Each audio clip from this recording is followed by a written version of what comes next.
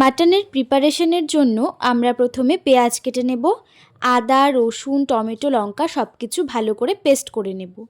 এবার কড়াইতে তেল দিয়ে তেল গরম হয়ে এলে আলু ছেড়ে দিয়ে তাতে নুন, হলুদ দিয়ে ভালো করে ভেজে নেব।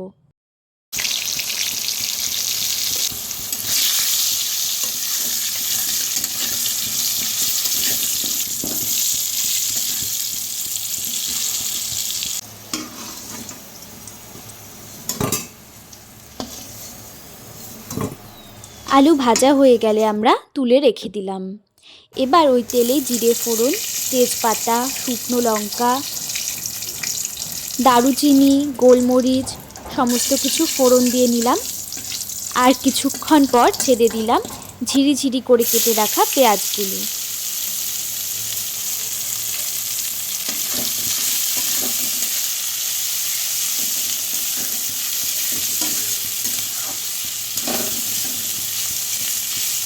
একটু চিনি অ্যাড করলাম স্বাদের ব্যালেন্স এবং ভালো রঙের জন্য।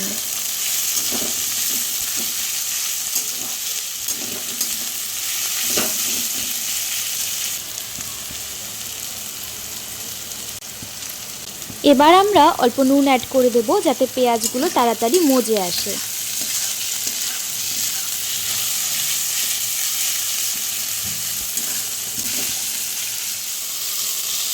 এখন বেটে রাখা আদা, রসুন, টমেটো, লঙ্কার পেস্টটা দিয়ে দিলাম আমরা ভাজা পেঁয়াজটার মধ্যে। সঙ্গে অল্প মশলা ধোয়া জলও দিয়ে দিলাম। তারপর আমরা ভালো করে কষাতে থাকবো।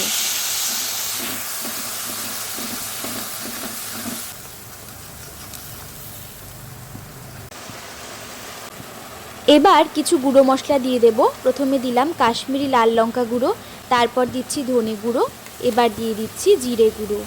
এর কিছুক্ষণের মধ্যে দিয়ে দিলাম হলুদ গুঁড়ো। এবার এই সমস্ত মশলা কিন্তু একসঙ্গে ভালো করে মিশিয়ে আমরা কষাতে থাকবো।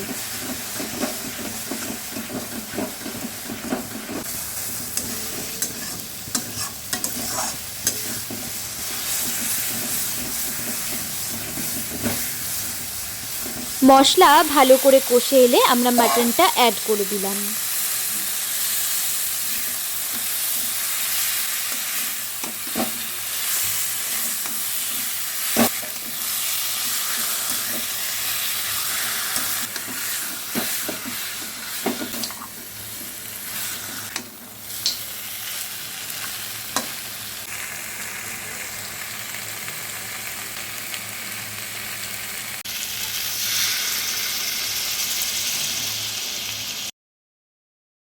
বারবার অল্প অল্প করে গরম জল অ্যাড করে আমরা মাটনটাকে খুব ভালো করে কষাতে থাকব।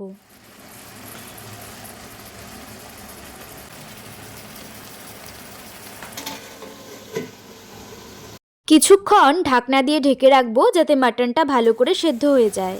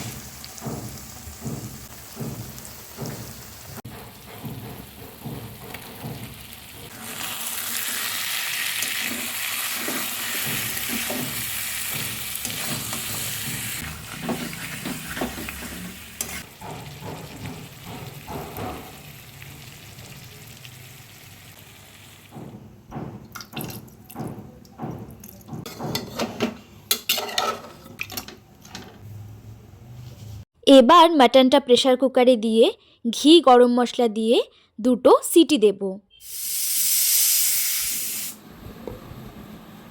ব্যাস, খুব সহজেই তৈরি হয়ে গেল সুস্বাদু মাটন কষা। সবাই বাড়িতে কিন্তু এভাবে ট্রাই করে দেখবেন আর আমাকে জানাবেন কেমন লাগলো।